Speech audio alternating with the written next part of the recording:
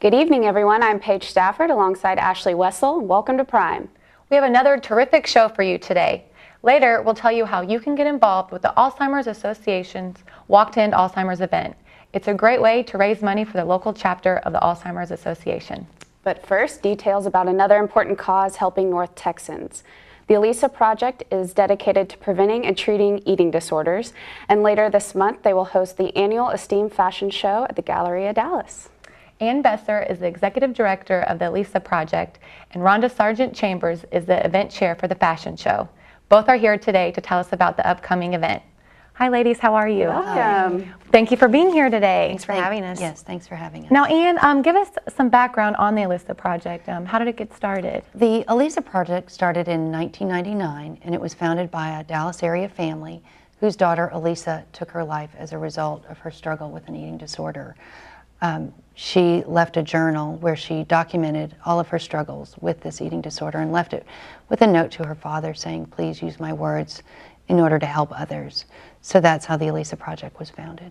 Wow. So it's been around for almost 13 years. 13 years. And how have you seen it evolve, you know, from 1995 to today? Well, the Elisa Project has grown immensely over the last 13 years. It was a small organization and is now really one of the leading agencies related to eating disorders that provide resources and educational programs, not just in the Dallas-Fort Worth area, but also across the country.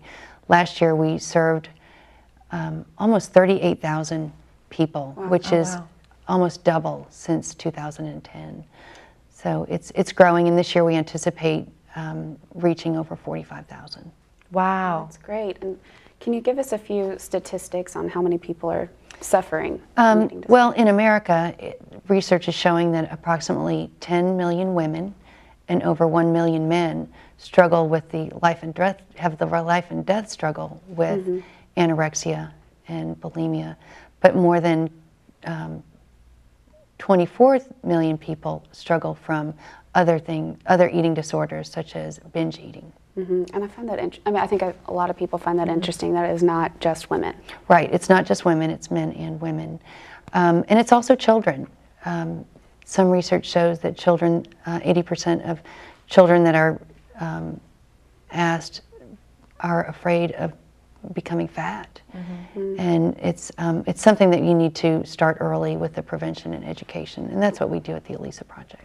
Have you seen, you know, young men and women, have the ages become younger that, you know, the eating disorder symptoms or signs of it come about? Are you seeing that you all are helping younger and younger? Well, there's definitely an increase in awareness and also an increase of people coming forward and children getting into treatment.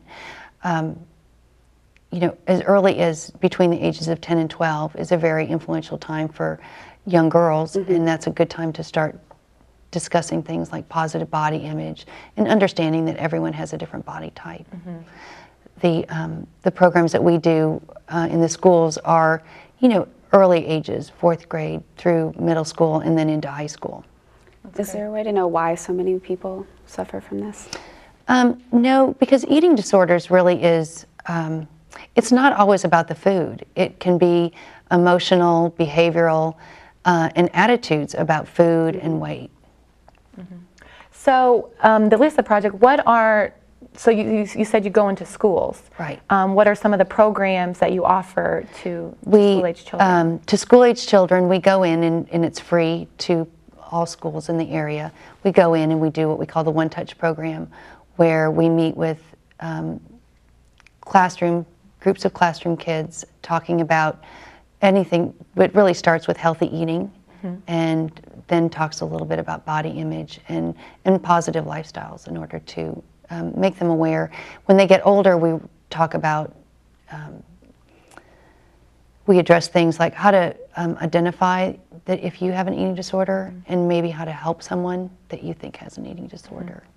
Do you also bring the parents in as well? Are the parents also very involved with the program as well? Yes, and we do programs specifically for parents, Okay. as well as professionals in our office, and go out and do speaking engagements. In our office on a monthly basis, we have a seminar where we bring in a professional that is associated with eating disorders, and they come and do a lecture, and then we have question and answer. That's great. That's great. What are some of those tips that you would give to young girls if they have a friend and who might be suffering from an eating disorder? Well, in schools, a lot of times talking to counselors or your parents. I think that, you know, with the Elisa Project, we really try to create awareness also from professionals to be able to identify those things. So, and it's hard really for children to come forward. Mm-hmm. Absolutely, absolutely. So now, how did the partnership with the fashion show, right? Is that, or how did that come about? I know that's the big event that we're here to talk about. Mm-hmm. So tell us more about that. And Esteem was created 3 years ago, and we wanted it to be an awareness, event. We wanted everyone to feel that they could come have fun with the fashion element, but also to be there to bond and to help everyone understand what good body image is. We want to say fit weight, not thin weight, and we want all ages, men and women, to come to the show and experience that. We want them to know here that we're here to help them, that we're there to mentor and guide them if they needed help. And so a friend of a friend brings, and so the friend of a friend, it gets bigger and bigger each year. So it'll be at Saks at the Galleria Dallas this year. And how many years has this? This is our third year. Your third year. Well, that's great. Yeah. So what can someone expect when they go to the fashion show? I mean, is it, are you giving a presentation there, or is it just benefiting the Elisa Project, or what exactly? Again, it being awareness, we have the celebrity models that come, and then we have fashions for fall. We want everyone to come and relax and have fun. We want to meet them and their friends and their family. So it may be about the person who's there. It may be about someone that you know possibly that could have an eating disorder. It's getting the word out through the fun fashion element. And are they clothes from Saks? Or yes, Okay. Saks is our sponsor. And this is the third year that we've had Saks involved. And it'll be on the second floor in the dress department. Very good. I'll have to make sure and go to that. It's fun. And we also use real people models, so and represent all body types. That's good. That's very good. And who is the MC this year? The MC this year is Debbie Denman, and she's with WFAA. And the celebrities, and then our guest models. I think it's fun that we have such a big group of men, women, children of all ages. We have some socialites there that are bringing their grandchildren, so it's just a big family tradition now. How many people usually attend? Usually 200 people attend. That's great. And we have about 36 models that are going to be in the show showing the fall fashions. Great. Yeah. Now, I think we have some photos of last year's fashion show, I believe so. I think it'd be fun to take a look at those and see exactly what the whole event entails. It's fun to see the audience in the pictures too, because you can tell everyone's really having a great time. Our socialites, that's Jill Rowlett and Yvonne Crum. And I think it's fun because, I know being from the Midwest, I myself am from a small town, and so fashion shows, I know I've never been to one. You think of those in New York and LA and stuff. Carol Murray. You remember Scott Murray? He was on Channel 5 for years. He was a sportscaster. They're good friends. And we're just introducing everyone. But you can tell in the audience everyone's having a great time. Absolutely. And how can people get involved? Here's Ann and her daughter. They can go to our website, www.theelisaproject.org, O-R-G, and we have tickets on there. We have VIP tickets, so you can sit on the front row and watch everyone and get a little gift if you sit on the front row. Those tickets are $75, and then general admission is $40, and then we have student tickets available to all students for $10. Great. Yeah. And of course, all proceeds benefiting the Elisa Project. Right. And this is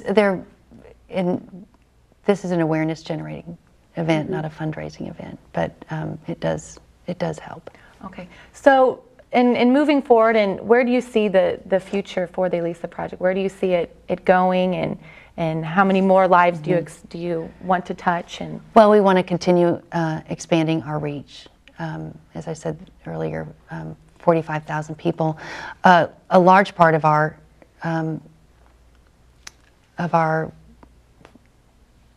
day is taking resource calls.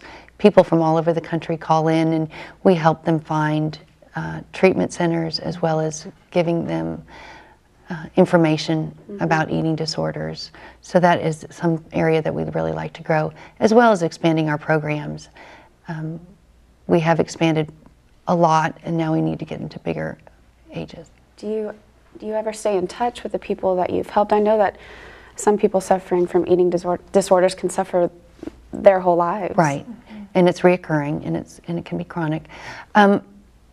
All the information that we provide and we do is on a confidential basis. Okay. So our follow-up primarily is just to give them the information, and a lot of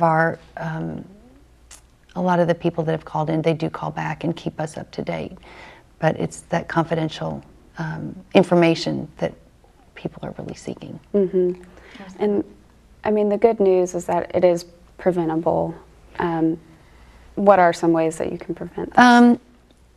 Well, they can be, they're preventable, and they can be treated through early intervention, as well as the recognition of an eating disorder, the medical professionals and stuff. But it's a very expensive process at times, and inpatient treatment and outpatient treatment, as well as individual counseling, is important. Yeah. So it just sounds like the key is to start, Right. sending a healthy message early. It's Right. important. I think it's most important for everyone to know about the organization that it takes a lot of manpower, because if you line up 10 people with an eating disorder, there's no identical issue or it has to be dealt one-on-one, and so people don't quite understand, I think, about there are a lot of misconceptions about it, but it takes a lot of manpower to help all these people, because each one of them has to be dealt with differently. Yeah. And do you think society plays a big part in, young girls and women having that negative Media image? Yeah. Absolutely. Absolutely. Yeah. And despite the fact that eating disorders have really increased over the last 2 decades, research continues to be underfunded. Insurance coverage for people being treated for eating disorders it's very difficult to find. Well, it's an amazing cause, and we want to thank both of you for being here. Thank you. And the Esteem Fashion Show is on September 22nd, Saks Fifth Avenue at the Galleria Dallas. And to learn more about the fashion show or to find more information on eating disorders, visit theelisaproject.org. We'll be right back.